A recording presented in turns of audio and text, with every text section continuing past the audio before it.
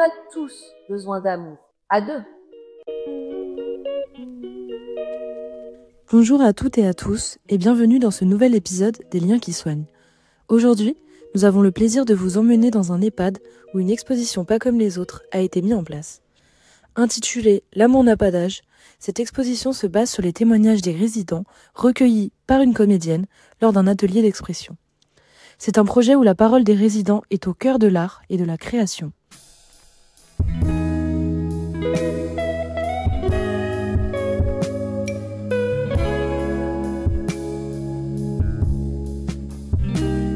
Dans cet épisode, nous allons nous interroger sur la place de la culture au sein de nos établissements et découvrir cette exposition unique en son genre, réalisée en partenariat avec la Compagnie du Savon Noir. À l'occasion de cette présentation qui parle d'amour et de désir chez les personnes de plus de 70 ans, partons à la découverte de ce partenariat culturel à travers des témoignages et des rencontres. Pourquoi on veut travailler sur la vie amoureuse des plus de 70 ans? Mais qu'est-ce qui nous a pris? Quel jour on s'est dit non, mais avant 70 ans, on s'en fout, nous ce qui est heureux, c'est les plus de 70. Donc, je m'appelle Delphine Dubois-Fabin, je suis autrice et metteuse en scène. C'est moi qui ai créé la Compagnie du Savon Noir et aussi je suis à l'origine du projet de l'énigmatique Poésie du désir qui a été imaginé à partir de la demande insistante, voire farouche, d'octogénaires et de nonagénaires qu'on parle enfin de leur vie amoureuse à eux.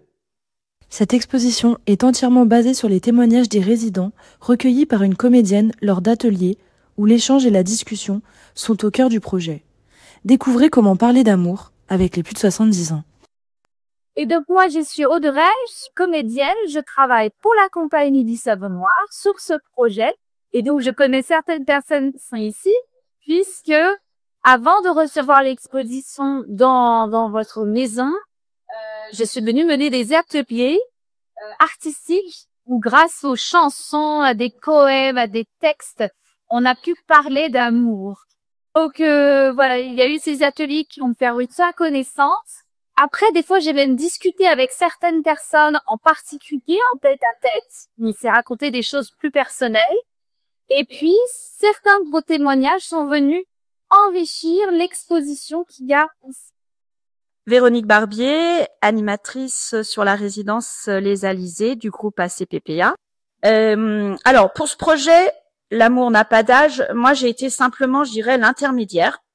J'ai volontairement laissé Audrey Jegous mener seule les ateliers, laissant un véritable espace de liberté de parole aux résidents des Alizés.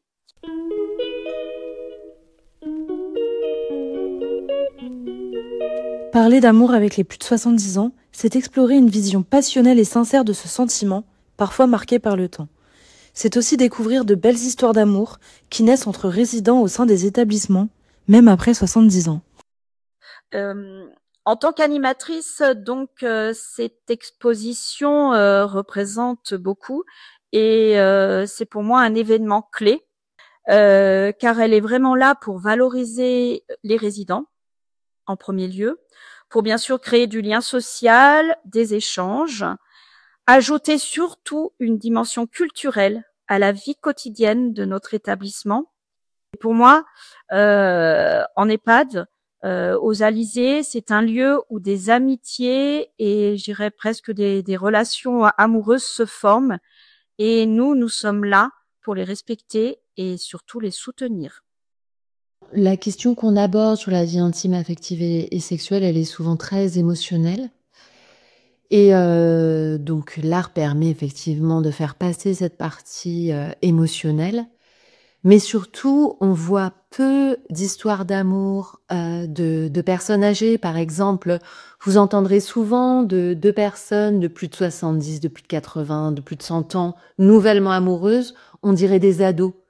Et en fait, on a tellement l'image des ados qui s'aiment et pas l'image des personnes plus âgées qui s'aiment de manière aussi douce ou aussi folle, qu'on a vraiment besoin de l'art pour le représenter, aussi bien avec des photos qu'avec des histoires, que de porter leurs paroles, que voilà, ça permet de de rendre visible et donc de rendre possible, aussi bien pour les personnes concernées que pour leur entourage, une nouvelle vie amoureuse ou une vie amoureuse tout court.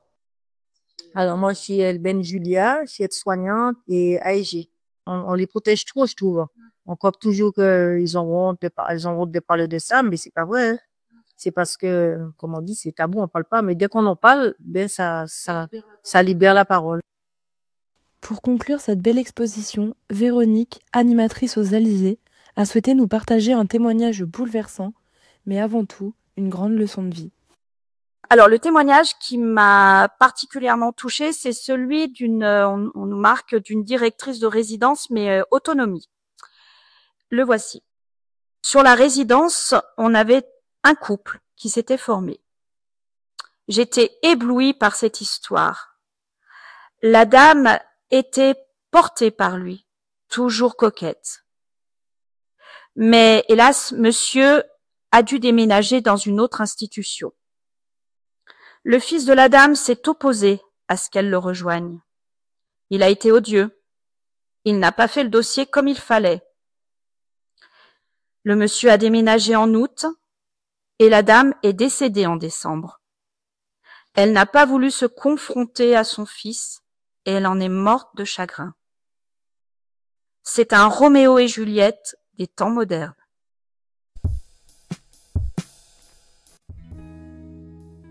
Nous voilà arrivés à la fin de cet épisode dédié à l'exposition L'amour n'a pas d'âge.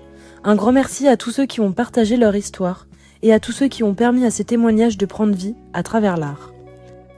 Nous espérons que cet épisode vous aura permis de mieux comprendre la richesse de l'expérience vécue par les résidents ainsi que l'impact profond qu'une telle initiative peut avoir sur eux et sur leur communauté. Merci également à vous, chers auditeurs, pour votre écoute. Si ce podcast vous a intéressé, n'hésitez pas à vous abonner pour découvrir nos prochains épisodes. À très bientôt pour un nouvel épisode des Liens qui soignent.